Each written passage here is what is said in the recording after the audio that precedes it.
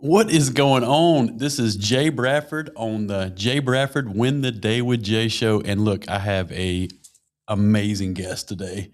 Look, a close friend, super person in my life, but she's my health coach, my fitness coach, just an all around amazing person. Christina Van der Hulst. Christina, how you doing today? I'm very good, Jay. Thank you.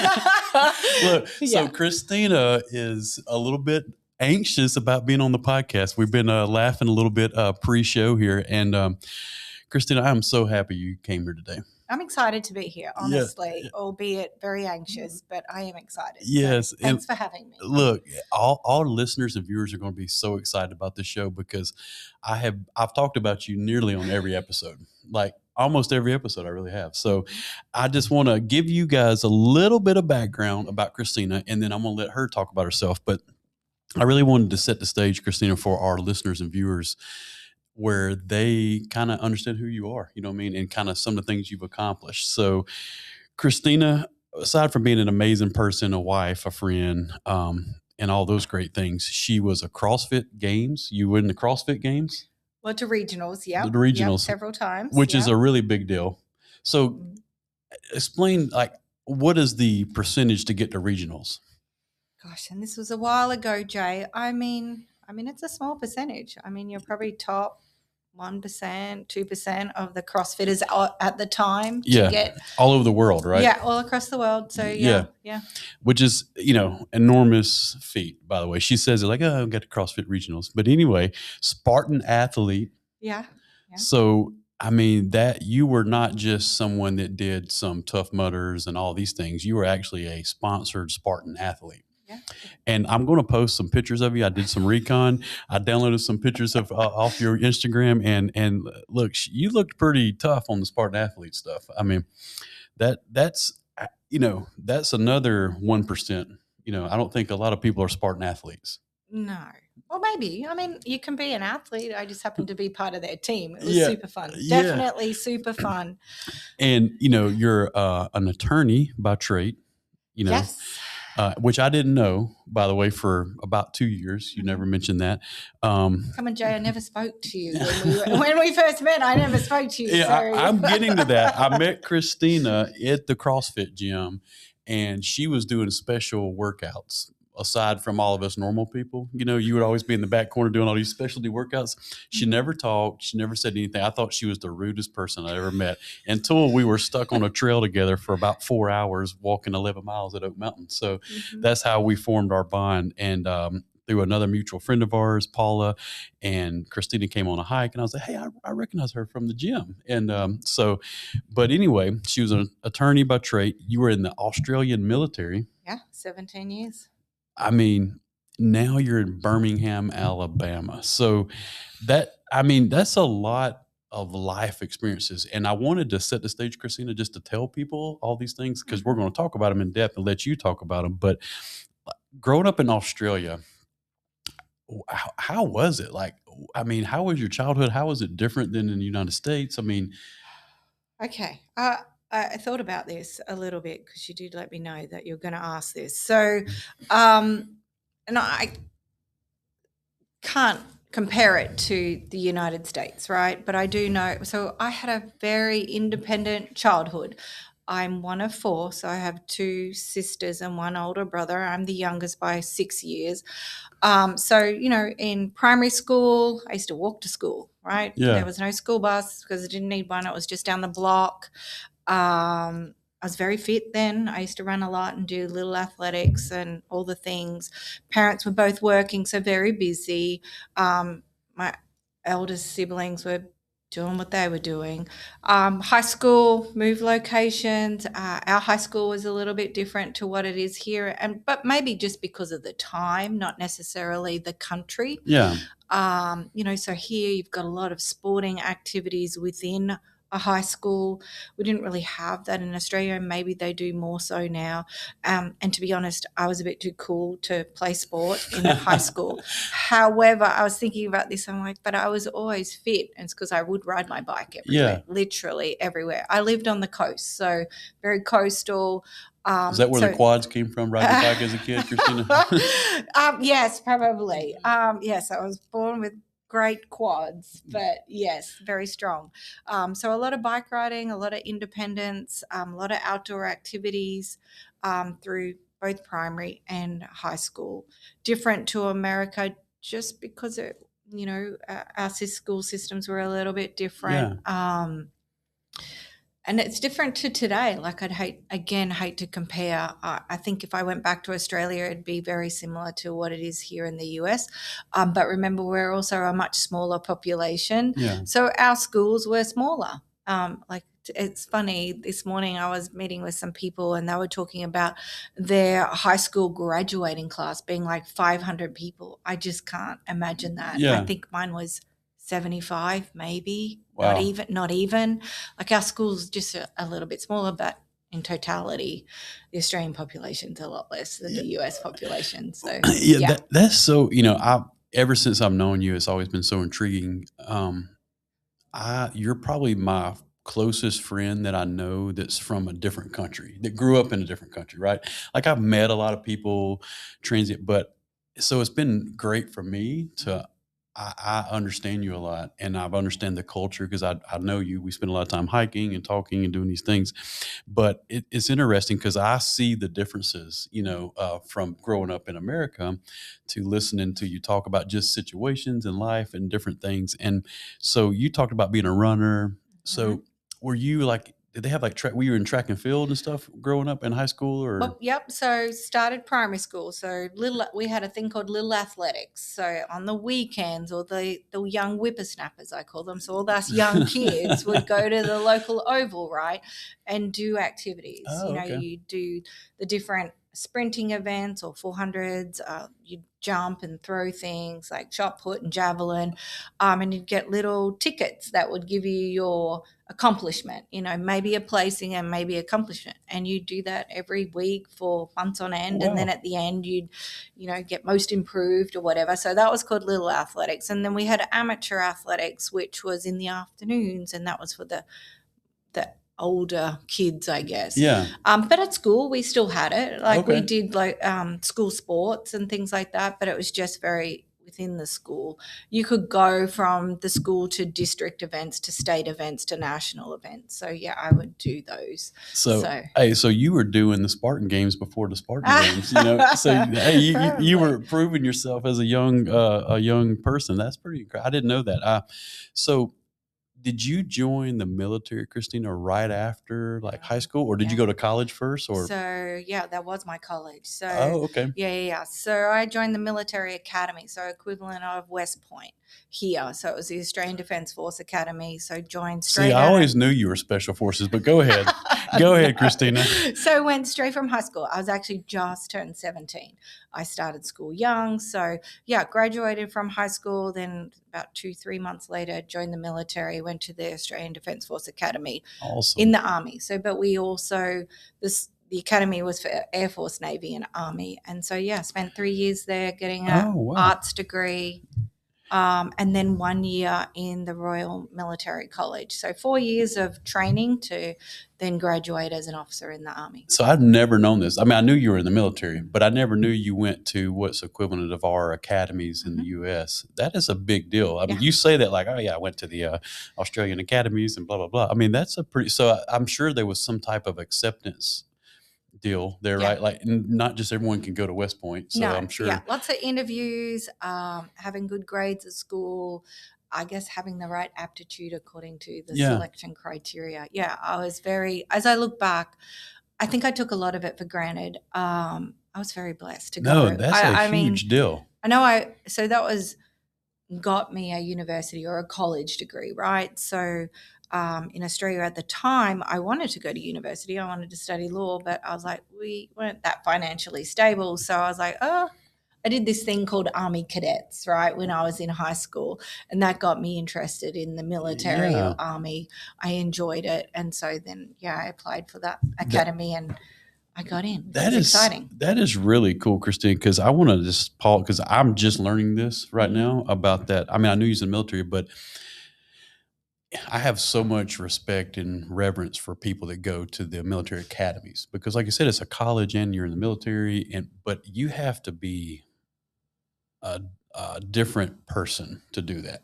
That's not just an average like going to college or going to military because you're doing both in one pretty We had to much. play hard and work hard. Yes, yes. So Probably work hard then play hard. We yeah, did a lot of that. but that is awesome. But so you were in the Australian Military Academy, and so I just wanted to pause for our listeners, viewers, to let them understand that that's a huge honor. So so you were 17 years in the military after that. Yeah. Wow. Okay. So did you? So after the academy, you went to serve in the army. Yep. What was your role in the Australian I was Army? a communications officer, so the Corps of Signals. So basically, we were responsible for making sure that when we deployed, that we had the right communication tools in the field, so that command and control could happen. So Yeah. I had satellite. So back in the day, wow, we had big satellite Yeah. dishes and all that. RF big trucks. Now you wouldn't. I can't imagine what it looks like now deploying. I Yeah. mean, you just have a little satellite. But So you were an officer too. yeah, I was an officer. So, So yeah, because you went to the academy. So yeah, so a bunch of communication soldiers or Yeah. diggers we would call them, and they were technical, so they would make sure that we had the right communication connectivity for us to deploy. Yeah, it's interesting. It's all coming to me now, Christina, but I'm going to hold what I got to say till we get later on and talk about the health and wellness. But now I understand a lot of why you are, because that's really incredible. So anyway, so you 17 years in the military. Yeah, but I had a pivot in the middle of it, Jay, because I then became an attorney and became a legal officer. So I was a JAG at the end. Started as a communications officer, finished as a JAG. Yeah, that's what I was going to ask. So you went to be a lawyer in the middle of being in. You pivoted during your 17 years. Yeah, so while I was in the military, I started to study law. So I did a law degree external. So online, back in the day, it wasn't a big thing. But yeah, I did a remote law school. I would travel to the university twice a year, but the rest of the time I would listen to lectures remotely. While you were serving in the military, which is why you're even more a rock star. But anyway, so you became a JAG officer. Yeah, we call them legal officers, but I know over here JAG resonates. That was one of my favorite TV shows too, JAG. It was a good one. It was a great show. But so you were a JAG officer for your remaining part in the military? Yes. Wow, okay. And so 17 years, then you moved to the U.S. after that? Well, yes, I did that. But the only reason I moved to the US is because I met my husband while I was in Baghdad in Iraq. So then I met him over there and went, I kind of like him. And then, left the military and moved to the US. Yeah, on a wild whim. Oh, her husband's an amazing guy, by the way, Scott. He taught me how to shoot a gun. Yes. For those of you that are in the Birmingham area, if you want to go take a gun and safety class, go see Scott at Double Tap. He's awesome. So, so I'm learning things here. I'm kind of just getting my thoughts clear because I'm thinking, man, that is, I did not realize you got your law degree while you were in the military. And then you pivoted and then you met Scott. And then, so here you are in the U.S. So when you come to the U.S., is that when you started the CrossFit and the whole, or were you, obviously you were fit, right? The whole time in the military, but did you start that type of workout when you came here or had you been doing it? I tried it out in Australia before I moved here. So I was first introduced to CrossFit actually in Iraq from a bunch of American soldiers. They're all doing these weird things in the gym. I was like, what are you doing? Yeah. And so, I heard about CrossFit. And then when I went back home, there was one CrossFit gym, CrossFit Brisbane, I think it was at the time. I started to do those classes. And then when I moved here, I was in Montgomery initially, and I started working out at CrossFit Montgomery. And Scott actually used to do CrossFit with me then. Okay. Yes. So that's, when I started CrossFit. So you just started working out and then you qualified for the regionals multiple times. So you won local events and semi-regional events. So, I mean, you must have got really, really into it. I mean, did you think like, this is what I want to do, or you just did it because that's who you are? I loved it. Also I was pretty fit. Like so when I was in the military, I did rowing. So I was a rower, and then I also did triathlon, so long distance triathlon. So I had a lot of endurance. I wasn't super strong, but CrossFit helped me to get stronger. So I had a great endurance background. And then initially when CrossFit started, it was a lot more endurance, with some strength. And so that's, I guess, how I evolved. You say that like it's, oh, I did triathlons, I did this, I did. I mean, those are big events. Those are not. And look, so Christina came to the Mammoth March, just so our listeners will know. That's a 22-mile hike I did like Mhm. 3 years ago.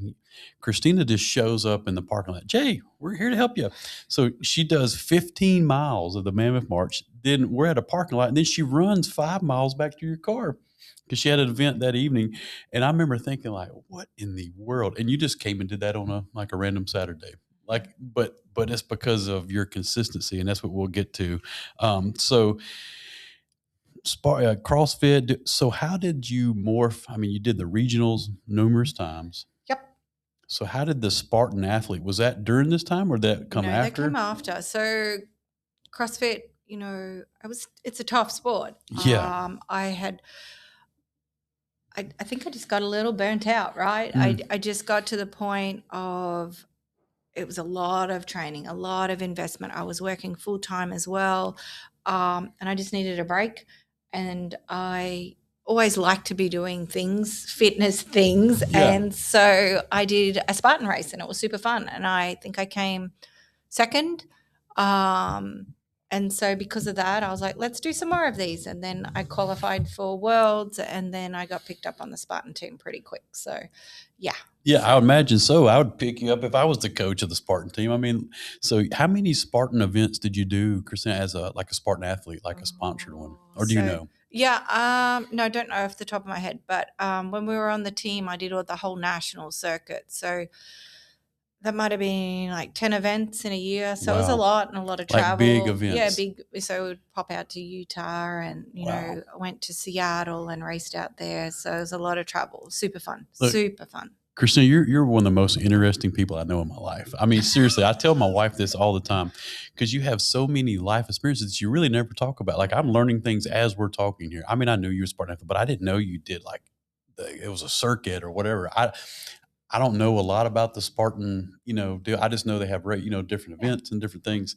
And so, really neat to know that you were, so do you stay in contact with some of those people that were on your team, or are they Some of still the doing? ladies, yeah, and some of them are still doing it, which is Wow. interesting. Same with CrossFit. A lot of the girls are still CrossFitting, and a lot of the girls are still Spartan. And it's like I've just moved on to something else. I get a bit fidgety and have to move on. So yeah, but yeah, I do, and God loves Instagram and Facebook, right? Yeah. It helps you stay in contact with Yeah. people, and you can see what they're doing, and Yeah. yeah, it's great. Well, I mean, that's, you've created a kind of sisterhood and brotherhood of those people competed with and did Yep. a lot of stuff with. So Mhm. that's really interesting because that, for me, I always love being on a team. I was an Mhm. athlete growing up, and as an adult, that's why I love our hiking group because I feel like that's my team. You know what I mean? Yeah. Like Yes. I like to be on a team, and so that's pretty neat because it sounds like you've continued that all through your adulthood. Yes. Yep. Which is pretty interesting. So, which it'll bring us to what I wanted to let you talk about your background, Christine, because I wanted you to set up like who you are and let people hear about what you've done. Mhm. But the most important thing to me that I think is great about what you do is what you do, like with your health coaching, your life coaching. And I say life coach, that's what I tell everybody you are to me, because like Christina's more than making macros for me and workouts and all these kind of things. You basically have helped transform me to help me lose 150 pounds, which Mhm. Christina stayed with me when I was 360, y'all, and multiple times falling off the wagon and not charting my food and not telling her what I ate and all these good things. But you really helped me transform mentally. So what's the name of your wellness business right now? Okay. Yeah. So I do operate under Wellness Defined for You. My initial stance was really just to focus wellness for everyone as defined by the individual, because we're all so different. Like I would never treat another client the same way I treated you, or vice versa. Like we're all just so different, and we all have our own journeys in order to get to what we consider is wellness for. And I'm really looking for longevity, right? Like, can we perform well now and into the future? So it is wellness defined. I am looking at transforming it into something different, but I haven't quite got there yet, Jay. And that'll be lifestyle renovations. Because it is a lifestyle, like wellness. And I think sometimes when you say wellness, everyone's like, oh. Yeah.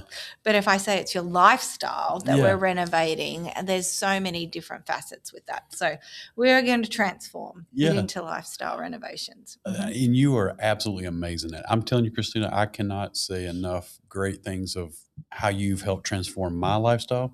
But really it started with the mental part for me, and I remember when we first met, you of course did my macros and you did all these things, but you gave me these worksheets that I did not do for months, for months. And you're like, Jay, we need to talk about this, Jay.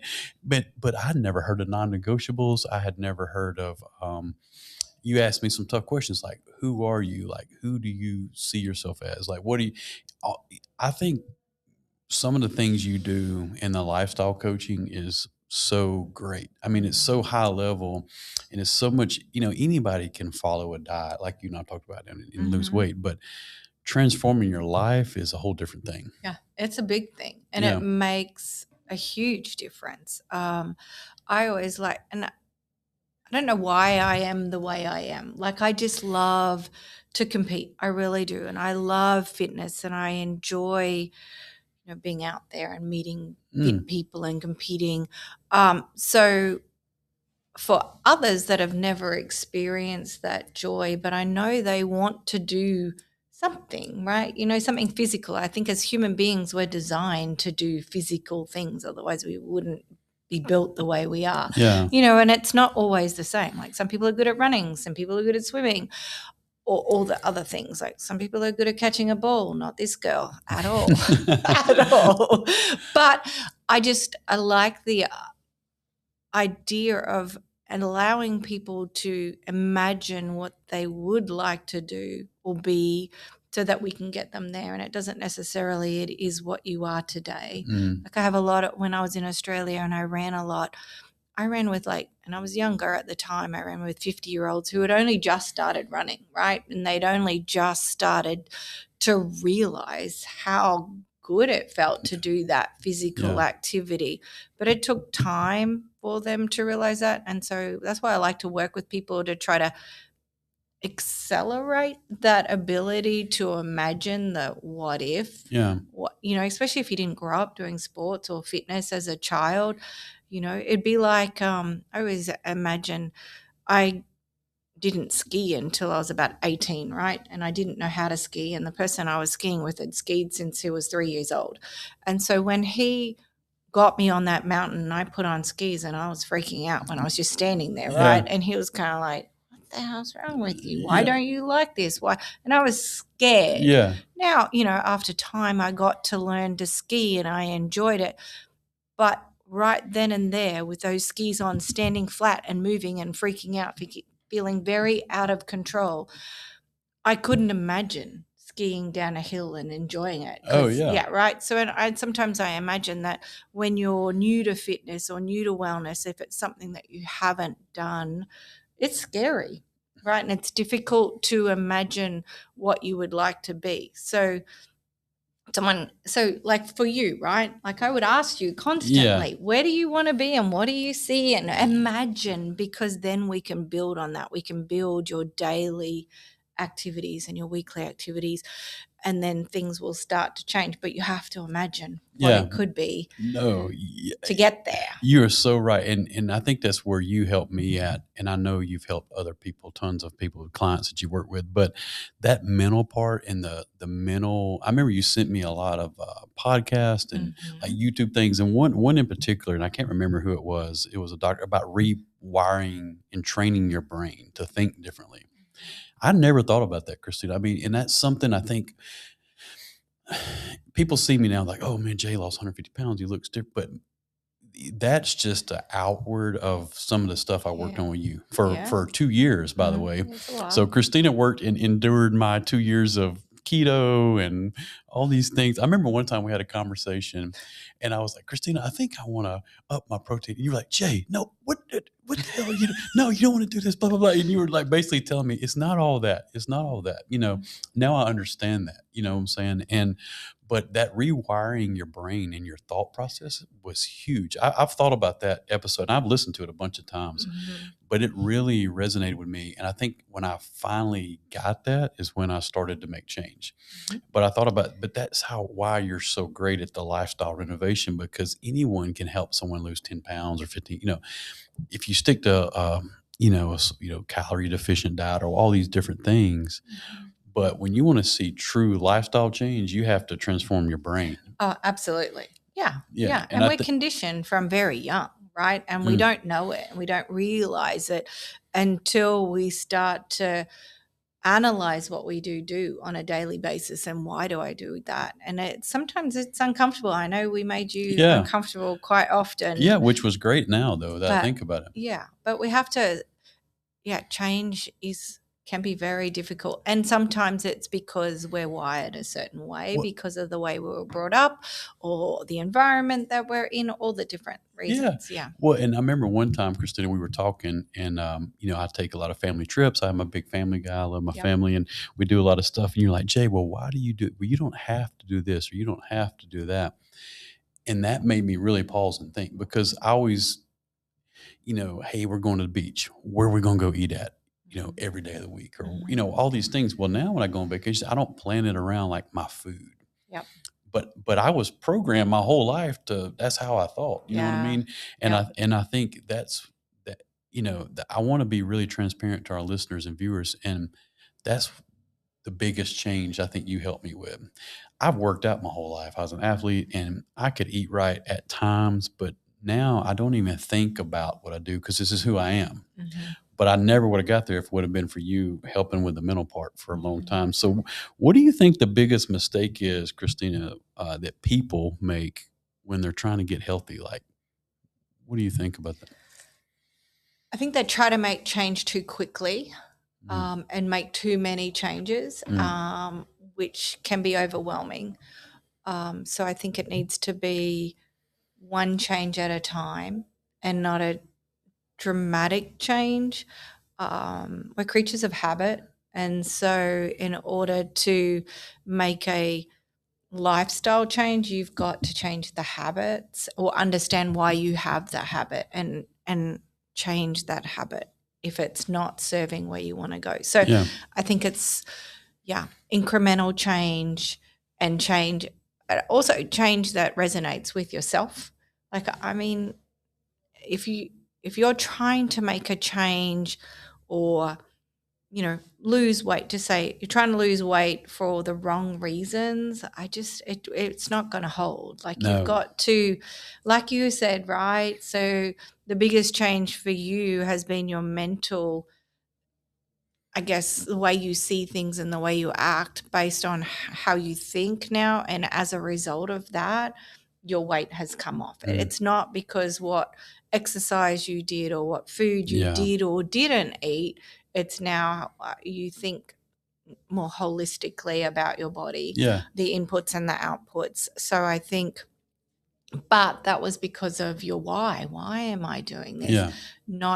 It's just, I think it's a combination of things, but one thing at a time, an incremental change. That is so great. I hope our listeners really take note of that, because one change at a time, that's why I always failed. I was a dumpster fire because I wanted to go from total unhealthy to super fit overnight, and it just doesn't happen. You know what I mean? And it does.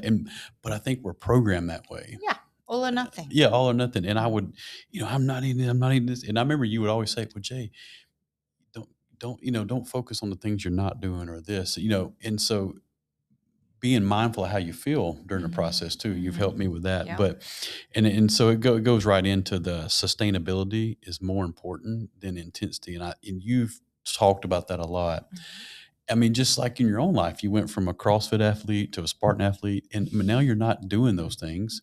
we're older in age a little bit, right? So, hey, I'm sitting here with the old torn bicep, Yep. and I mean, my body can't take some of those movements, nor can yours. And so you've learned for sustainability, it's not all about how intensely you go. No, no, we have different seasons in our Yes. life. Absolutely.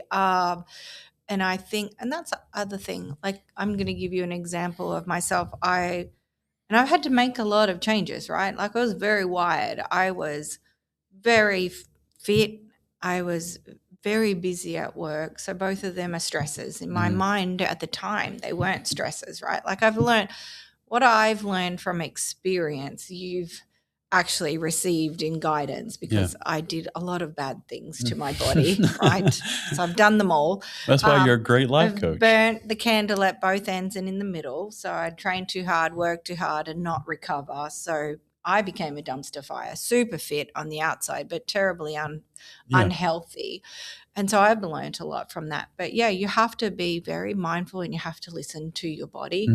And so that's probably another key thing for people to latch on to is you have to our body every day does everything it can, right, to keep us vertical and to keep us functioning and keep us doing all the things that we want to do. So just being mindful of how we feel is super important. And I think sometimes that takes practice because we think we know how we should be feeling and we get mad at ourselves or our body if it's tired when we're like, but I don't have time to be tired, right? Or I want to go faster or I want to eat less. Why am I so hungry? Like you can get really disappointed or angry at your body, but that's the other thing I would implore is don't fight with your body. If you want to make change, you really need to listen to it because it's so friggin' intelligent. And if you slow down and listen to it, like even the simple things of am I hungry as opposed to am I thirsty or am I, I'd always ask you, how do you feel, right? Are you craving anything? Are you recovering well? How's your sleep? Are you, how's your workouts going? So those are signs of how well your body is responding. And so I think just being able to be in tune with your own body, because I can tell you to do all the things, right? But if your body's not responding to it, and I don't know that, all the things I tell you are not going to work. So that's the other piece I would also tell people is one thing at a time, incremental, and then see how your body responds. Super important. Like sometimes, you've got to slow down and pivot. And look, I feel like I wish I could have you on for like 3 episodes. And Christina's a very busy person for those of y'all that you might have picked up on that with all of her things she does in life. But I'm sitting here listening to you talk. I'm like, man, she could go in such detail on a lot of these subjects. But I really wanted to just hit the high points. But I mean, I was just sitting there listening to you, and you would always on our and we still meet today. We still meet once a week and have these conversations. But you always ask, well, how do you feel? And so now I'm programmed. That's who I was like, hey, Christina, I've take evaluation of here's how I felt during that time, or here's how I feel now, because how we feel is so indicative of our results, whether it be mental, physical, spirit, whatever, in your relationships and life. And so I have learned so much about that, but I think people miss that. Yeah, they do. And I did. I did. I was so driven. You got to think. I was so driven. Yeah, you were a high level achiever. And I was really sick there for a while. I got really burnt out. I got shingles really badly for years. It took me years to recover. Wow. Like while I did all those amazing things, I wasn't listening to my body. Your body was under a lot of stress. That's right. So, I think it was just before COVID. So thank you, COVID. Yeah.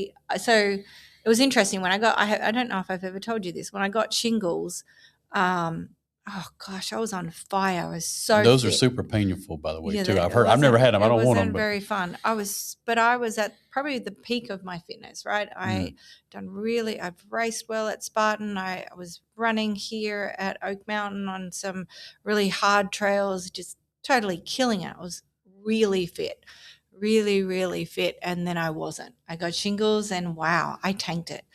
And I think it really took me about 2.5 years to get out of Really? that. It was tough. It was very tough. Well, your body was shutting down on you probably. Yeah, I wasn't very happy. So, Yeah. but I learned, that's when I was like, okay, I got to start listening to my body. Yeah. I didn't like it at first at all because I was so driven Oh, I'm to sure knowing you, I know. got to like, get up and run. Like if my program said go run 10 miles, I'd be like, okay, I'll go run 10 miles, Yeah. not thinking about, well, I'm actually trashing myself. Yeah. But now, lessons learned, which is what I impart on my But I my think that's why clients you're a is- great lifestyle coach in renovating your life, because you've been through the peaks, you've been through the tough times, and you understand, especially you understand the mindset of high achievers and people that want to be successful in their fitness and life. So that's really good. I didn't know you had shingles. I never knew that. Yeah.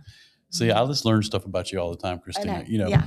I think she's really a CIA agent. She just never tells me this stuff. She was all these things. But anyway, so what is one of your, like your favorite workout movements? Oh, that's a good question. Oh, there's so many. Okay. I mean, I'm a runner at heart, Mhm. but if I was going to be in the gym, if I was still CrossFitting, no, rowing. I do Rowing? enjoy rowing. I I can see do that. Yeah. enjoy heavy lifting. I'm not keen on squatting. That's not my favorite thing. I do like to deadlift. Yeah. Pull-ups. I think that's always fun. So yeah, Deadlifting, rowing. I love deadlifts, by the way. That's Yeah. one of my favorite, because I could always do them, even at my unfittest, because I was a big, strong guy, Yeah. but I like those big movements, Yeah. Yeah. So what is one non-negotiable that you have kept in your life the same, Christina, even through your different phases of fitness that you've talked about? So yeah, I didn't tell you I was going to ask you this one. No. I do move every day. Yeah. I do move every day, but over time that has I used to exercise every day. Now I move every day. So that's my one non-negotiable Yeah. is I like to move, and that could be a walk, it could be yoga, it could be like this morning I lifted weights and Yeah. rode on my wind trainer downstairs until it was very uncomfortable. But I do like to move every day, and my husband appreciates that I do that. Otherwise, I'm grouchy. No, look, I'm right there with you. So Erica knows if I don't get my walk in every day, I'm the same way. I try to move, and it's funny you say that about moving and exercise. I think us in America, I've heard a lot of some guys talk about this, but I think we equate walking as exercise, which is really not. I mean, our bodies were designed to walk. Mm-hmm. We drive our cars everywhere here. I know. Oh, I have a funny on that one. Yeah. Okay. but I think we have a lake in our neighborhood, and I just walk the dogs. And, I guess you could say it's exercise a little bit, but I'm just walking. Yeah. But for my mental stability, it's just great to get outside and walk and feel the sun and just be out of the house. You know what I mean? Yeah, I agree. So on the driving the cars. So when I first moved to the States, I was always very shocked at minimal sidewalks or footpaths, whatever you want to call them, and that people would literally drive from one end of the shopping mall to the other end of the shopping mall, because if you didn't, you'd get run over. Like that, I found. Versus walking to the stores. Yeah, it's a shame that I see a lot more people walking since COVID. Yeah. But yeah, we're a very sedentary culture now, which is a shame. So walking, getting outside, super important for us. Well, COVID is what sparked my love for the outdoors. I started watching all these hiking documentaries on Netflix, Christina, and I don't know if I ever shared that with you, but I was like, you know what, I want to, and I would see people put pictures of Oak Mountain and King's Chair. I was like, I want to do that. King's Chair. Do now. Yeah, now I do it all the time. But it's I think that's interesting because I think COVID helped people to get back to the outdoors, especially in our society here, Yeah, I mean, you think about Oak Mountain. So I ran a lot in Oak Mountain pre-COVID, and it would be dead as a door now. Now, I mean, there's always cars at the trailheads. Yeah. It's great. It's really good to see. It's just so moving. good. And I think that's the other thing. When it comes to health and wellness or longevity, a lot of people think, oh, I've got to go to the gym or I've got to have a fitness program. I really, as I've aged, I've really moved away from that. Like, I have a fitness program if I want to compete, but if I just want to be healthy, Mm-hmm. and, my mum recently passed, she was 87 and she was pretty mobile, right? And I'm like, okay, my mum was that good. I want to be better, of course. Yeah. So what do I need to do now to make sure I am super fit and healthy when I'm 87? So that's taking care of myself now, but it doesn't need to be a fitness program. It just needs to be moving, like Movement. be in your garden or walk the dog or do housework or anything like that. It's just moving. We've just got to move our bodies. Yeah, more. move your body. Christina, how old are you? I'm just 51. Just super 51. young. Super young. So Yes. I was thinking on the way over, I thought you were 50. I couldn't remember, honestly. Because, as we get older, like age really is not. It's just a number. It's just a number. But I wanted people to understand at your age at 51, because I think people age differently. Oh, absolutely. So I have people in my life that are in their 50s or 60s and they look like they're in their 80s.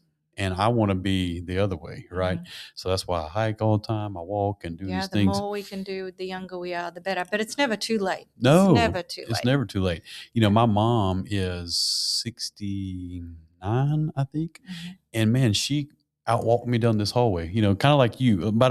Me and Christine were walking to the podcast studio and she's like on a sprint. And I'm thinking, damn, where are we going here, Christina? She's like with her high heels, but that's just how you move, right? Yeah. Erica always makes fun of me. I'm a slow walker, but now that I've lost weight, I'm a lot faster naturally. But I used to be a very slow walker. Mm-hmm. And so it's funny when I notice that when I walk with people now.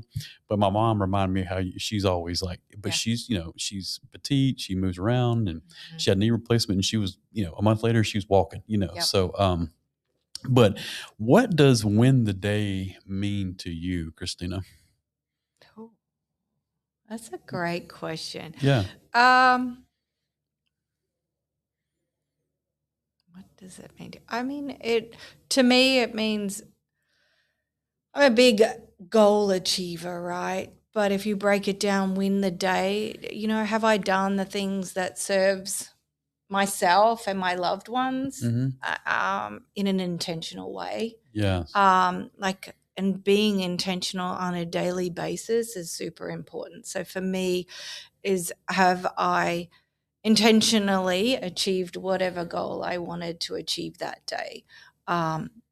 Intention being the key thing, because I've found there are times in my life where I have just been participating in life and not actively being engaged. So being intentional and being actively engaged. That is so great. I mean, I wanted to ask you that question as we were closing because, we're on the Win the Day show, right? Mm-hmm. And my motto is win the day. And my take on that is being intentional about my day, right? Yep. My daily routine kind of. Yep. And it's not necessarily about these huge long-term goals. It's like I learned from working with you, I had to focus on just today. Yeah. Like I can't worry about tomorrow or next week or 2 weeks later. I can in certain areas, but with my body and my mind and my mental health, I got to focus on just today. So that's why I came up with that. But I was really interested to see what you thought. And I kind of imagined you would say something like that because I know you, but being intentional and knowing you as well as I do, I think highly achieving people are super intentional because you don't get to that level without being intentional. This is true. This is true. But I think there are times where where I have filled my days with things that, show achievement, but maybe are a distraction from other goals because it's what I've always known. I've spent many days and weeks and months of my life training or doing things to achieve, a fitness competition or a rowing competition or whatever it might be. And so those days can become unintentional, Yes. Right? So I've now shifted a little bit more to say, okay, are those things a distraction from other goals that I might have that make me a little bit uncomfortable and you're pushing me in that area. Yes, with my lifestyle renovations because I do thoroughly enjoy Yeah. being able to guide and shine the light for people, Oh, yeah. Great at it. so they can make transformation. But it is a scary territory for me, Well, right? well, it's because you're so amazing at what you do, but you're also so humble, and your personality, you're not like one that wants to like get out there and be out front, be on the camera. For y'all that don't know, this was amazing getting Christina on the camera. We do hiking. She doesn't like the photos or the videos that we do, but she always participates. I think it's just because it's me. She don't want to make me feel bad, but I appreciate that, by the way, Christina. But I think the possibilities are just endless for your lifestyle renovation because of like what you bring to people. And that's what I wanted. So I wanted to hear your take on win the day and being intentional. And, I was thinking as you were talking about, how you went through weeks and months, when I was my unhealthiest, I was very unintentional, obviously. Yeah. But like something that I love, I'm a big movie guy, and Yep. my family loves movies, our boys, but I don't watch hardly any TV now. We still watch movies as a family. We'll have like a movie night on Friday night or something. Tonight, me and my son are going to watch the new Avatar. Oh, cool. So that'll be really cool. Yeah. But I would spend hours upon hours just watching dumb stuff on Netflix. And because I was so unintentional, I was unhealthy, and I was normally eating or laying on the couch while I was watching. And it's something, it didn't hit me till you were just talking. I don't do that at all anymore. Wow, that's huge. Yeah. Like I literally don't. Like I was in a meeting the other day, and these people were talking about a new show, and I had no idea what they were talking about. And used to, I knew every new show that came out because I spent so much time being unintentional. Yep. And I think that's something that our listeners can grasp onto when you talked about that. That resonated with me because I've experienced that. So look, I am so glad you joined today. Thank you so much, Christina. Look, I hope that you guys go follow her on social media, on Instagram, because she's going to be launching her new lifestyle renovations business soon. I know. No pressure now. Yeah, Huh? She's going to be launching it Yep. soon, and she's an amazing. I don't talk about you on every episode because you're my friend and I want to give you PR. I talk about you because you've been monumentally life-changing to me, not just as my life coach, but as a friend. And that's just, it's just incredible. Like I never would imagine 5 years ago that I'd have had a life coach from Australia that did all these great things. And I never would have thought that. I mean, really. And it's funny how life lines things up. And me and Christina got lost from the pack. Well, I don't say lost. The other people left us. Yeah. You were the only one who didn't leave me because I couldn't keep up with them. So me and Christina walked about 11 miles in the fog. I'll never forget that.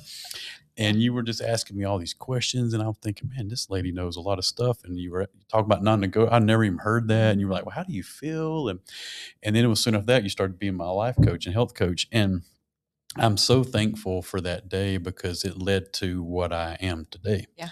And I think you can do that for so many other people and give yourself fulfillment while you're doing it. Cause I know you love to do that. I do enjoy it. Yeah. Yeah. I mean, look, you don't come out and support people on a 20-mile hike because you don't love it, so you do a lot of great things. So anyway, thank you, Christina, for joining. And I hope our listeners and viewers all love this episode. And this is Jay Bird, and we are out.